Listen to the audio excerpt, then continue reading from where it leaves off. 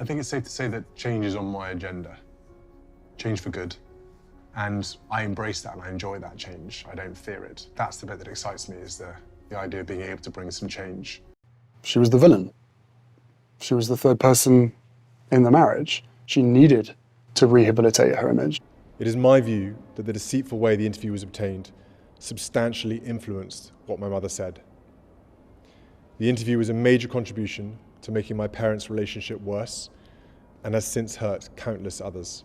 You and your brother both directly asked your dad not to marry Camilla. Yes. There are moments in royal history that happen quietly behind closed doors, long before the public realizes the ground has already shifted. This may be one of those moments, because if the reports swirling around Windsor are even half true, then what we are witnessing is not just another family disagreement, not another round of palace gossip, and not another passing headline designed to fade by next week. What is unfolding looks far more serious than that. It looks like a struggle over power, influence, loyalty, and the future shape of the monarchy itself. At the center of it all stands Prince William. Not as the smiling heir the public is used to seeing, not as the restrained royal carefully trained to keep his feelings hidden, but as a son under pressure, and a future king who may have decided that waiting politely on the sidelines is no longer an option. And on the other side of that tension stands Queen Camilla, a woman who has spent years securing her place within the institution, only to now find herself at the center of what some insiders describe as one of the most delicate and explosive internal battles the modern royal family has faced. Because this story, at its core, is about far more than personality clashes. It is about who gets to influence the king, who gets to shape the inner circle, who gets cut off, and who gets protected when the crown begins to feel less like a symbol and more like a ticking clock. The moment many believe changed everything came during the state visit that should have been remembered for diplomacy, elegance, and royal ceremony instead, and it reportedly became the night when private frustration hardened into open resolve. When the Nigerian president arrived for the first state visit from Nigeria to the United Kingdom in decades, the monarchy was expected to deliver all the grandeur and discipline that such an event demands. Windsor Castle became the stage. The cameras were there. The rituals were in place. The international attention was unavoidable. On the surface, it looked like the monarchy doing what it has always done best, presenting stability, continuity, and strength. But behind that polished image, a very different mood was said to be taking hold.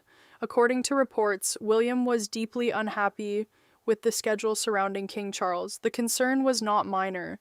It was not the ordinary caution of a protective son. It was reportedly anger, real anger, at the kind that builds when someone you love looks exhausted, overextended, and vulnerable. And yet the machine around them keeps moving as if nothing has changed. Charles, already facing intense scrutiny over his health, appeared tired. That much did not go unnoticed. And if William believed his father should have been resting rather than being pushed through a demanding public program, then the state banquet may have felt less like a royal duty and more like a warning sign no one else was taking seriously enough. That is where the emotional center of this entire story begins to sharpen, because from William's reported point of view, this was not just about one evening. It was about a pattern in which the institution keeps asking, the public keeps expecting, and the king keeps giving, even when the cost may be far greater than those around him are willing to admit. And the person William is said to hold most responsible for encouraging Charles to remain publicly active is not a court official, not a scheduler, not a private secretary, and not some distant advisor. It is Camilla. That accusation, whether fair or unfair, changes everything. It transforms a disagreement over logistics into something much more personal. It turns concern into blame. And in a family where old wounds never fully disappear, blame has a way of dragging the past into the present. Camilla, by many accounts, believes that Charles needs purpose.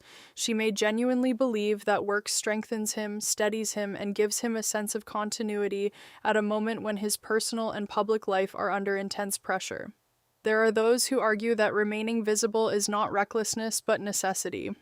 that a king cannot simply vanish from public life without consequence, and that morale, symbolism, and the image of continuity matter, not just to the family, but to the country and to the Commonwealth. From that point of view, encouraging Charles to keep going might not be cruelty, it might be loyalty. But that is not how William is said to see it. If anything, reports suggest he sees the situation through a far more emotional and far less forgiving lens. To him, this is not a debate about optics. It is not a question of appearances. It is not even a constitutional balancing act. It is about his father's health, his father's safety, and his father's remaining years. And when a son begins to feel that the people around his father are prioritizing the institution over the man himself, compromise becomes much harder to sustain. And that is why this reported clash matters, because it is not just strategic, it is emotional. Intensely so. William is not simply watching a monarch at work, he is watching his father age under pressure while carrying the memory of losing his mother far too young. That memory sits heavily over everything. It changes how he sees risk. It changes how he interprets loyalty. It changes how much patience he has left for anyone who, in his mind, may be helping to push a loved one beyond his limits. And once Diana enters the emotional frame, Camilla stops being just a queen consort with a different opinion. She becomes, in William's mind, a figure connected to the deepest rupture of his childhood. That is one reason this tension carries so much charge. For years, the public was encouraged to believe that the relationship between William and Camilla had stabilized, not necessarily become warm in the deepest sense, but manageable, functional, respectful. There were signs that some kind of understanding had been reached. Not a perfect peace, perhaps, but at least a workable one, enough to keep the public image intact, enough to allow appearances of unity, enough to suggest that the past, however painful, had been placed in a box and carefully stored away. But old pain has a way of resurfacing when current fear gives it a reason to. If William now believes Camilla is influencing Charles in ways that place duty above health, then all the old emotional associations return with force, the affair that helped destroy his parents' marriage. The woman he and Harry reportedly once viewed as an intruder in the center of their family story, the figure who to many symbolized one of the most painful chapters of their lives. That history does not disappear simply because people stop speaking about it in public. And perhaps that is what makes this situation so combustible. It is not one argument, it is not one banquet, it is not one disagreement over scheduling. It is years of restraint, meeting a moment of fresh vulnerability. It is history colliding with urgency. Then came the next layer of conflict, the one that made the struggle feel even less private. Reports emerged that William had drawn a hard line over Sarah Ferguson and the wider York connection. According to those accounts, he wanted Camilla to distance herself completely. The reasoning, as described by sources, was simple but severe. The monarchy is already too exposed, too fragile, too burdened by controversy to allow any unnecessary reputational risks to remain close to the center. That kind of thinking fits with the image many now have of William's long-term vision. Leaner monarchy, fewer liabilities, tighter control, less tolerance for emotional loyalties that could complicate the institution's public image. From William's perspective, it may not matter whether Sarah Ferguson personally did anything wrong. In times of instability, proximity alone can become a problem. Associations matter, optics matter, the appearance of judgment matters, and if the family is already carrying the weight of Andrew's scandals, Harry and Meghan's rupture, Charles's health concerns, and constant public speculation, then any loose ends may start to look like threats.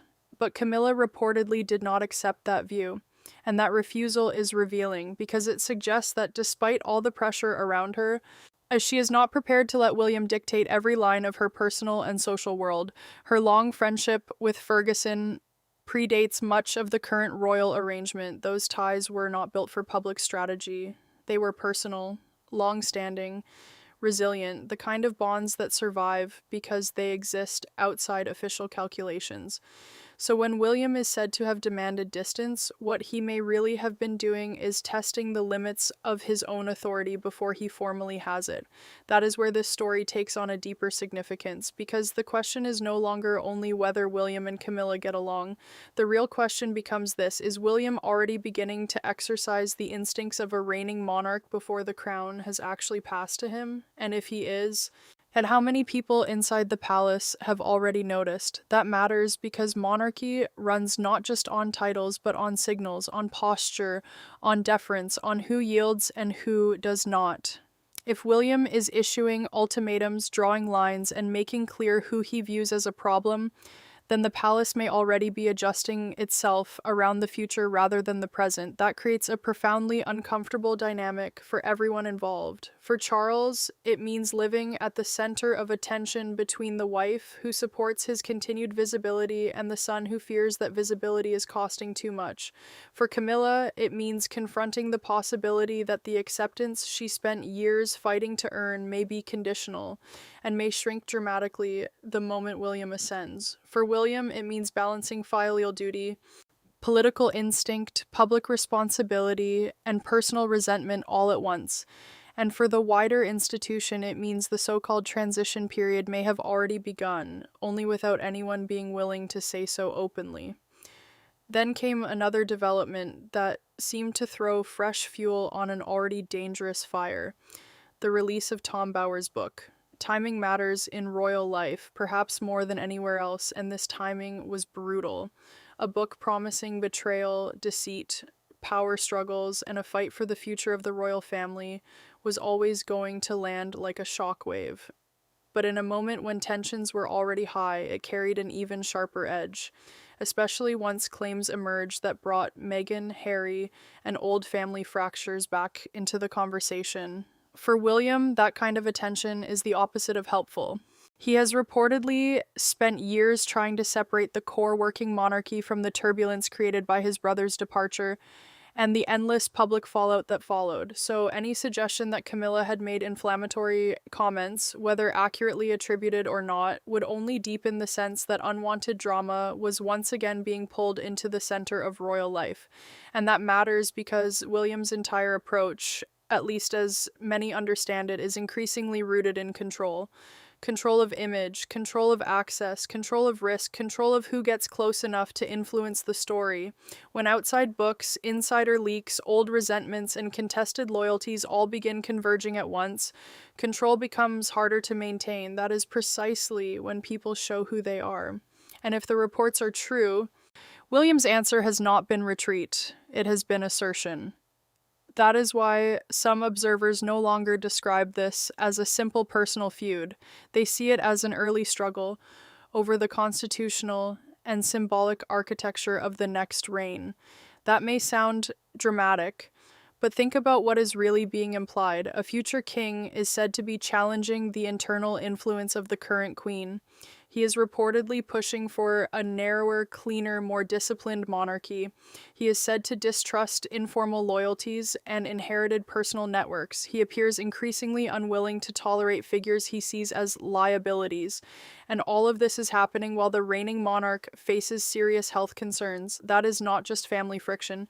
That is succession pressure in slow motion. Camilla's defenders would, of course, argue that this framing is deeply unfair.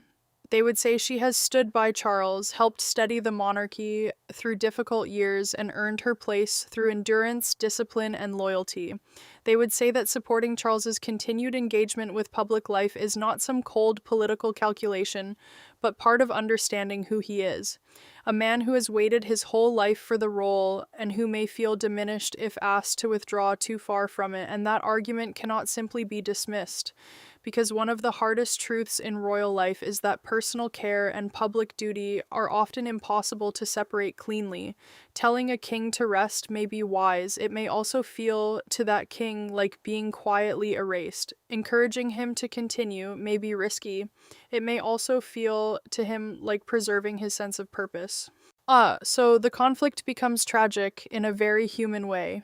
both sides can believe they are protecting Charles while moving in opposite directions, but William's larger concern seems to go beyond the immediate question of health. He appears, according to these reports, to be thinking ahead, not just to the next appearance or the next controversy, but to the next reign, and that is where Camilla's future becomes the unspoken heart of the story. What happens to her influence when William becomes king? What happens to her circle, her friendships, her extended family connections, her social power, her access, her informal authority? Royal experts have suggested that while Camilla would likely retain her title, the practical shape of her life could change significantly under a King William. Attendance at some events may continue, yea, formal respect may remain. But the real issue is not title. It is reach. How much reach would she still have? Would the networks built around her remain intact? Would her family connections continue to enjoy prestige and access? Would the friendships she has carried through scandal and upheaval still be welcome near the center of royal life? Or would William begin drawing hard boundaries from day one, trimming influence with the efficiency of someone who has spent years deciding exactly what kind of monarchy he wants? That possibility is what gives the current tension its cold edge. Because if William has already concluded that certain relationships are incompatible with the image and discipline of the future crown, then Camilla may not just be dealing with a difficult present, she may be confronting the limits of her future.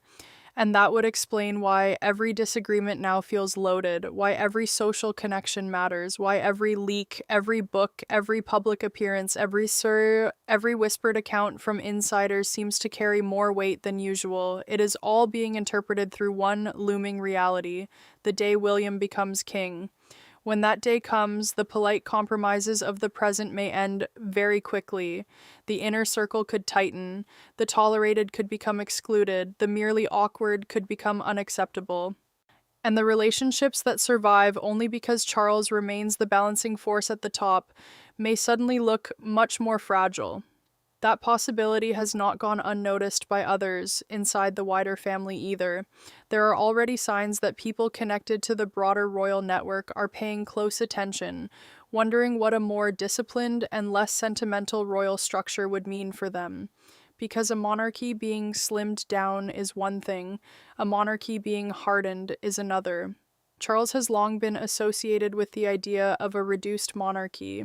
William, however, seems to represent a version of that idea with sharper edges, faster, colder, more decisive, less patient with complications, less willing to indulge the emotional habits of the past, and perhaps that is what this entire saga truly reveals.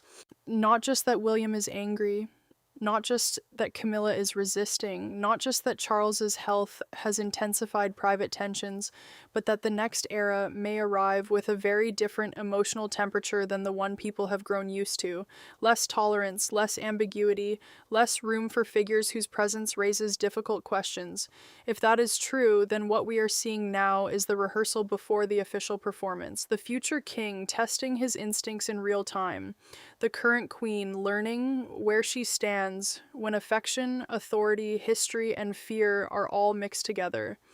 And the palace itself adjusting to the uncomfortable realization that succession is not only an event that happens the day a monarch dies. Sometimes it begins much earlier, in whispers, in tensions, in refusals, and in the sudden hardening of private positions. That is why this story continues to grip so many people. Because beneath the glamour, the titles, and the ceremonial language, it is startlingly human.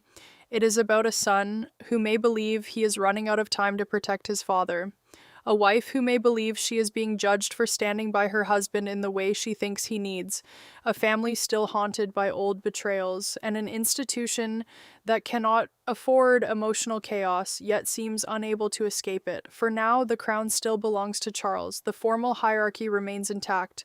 The palace will continue to project order. Appearances will be managed, smiles will be measured, public unity will be performed. But behind that performance, something may already have changed. Because once an heir stops thinking like a prince and starts acting like a king, the atmosphere inside any court becomes different. People notice. Lines harden. Alliances matter more.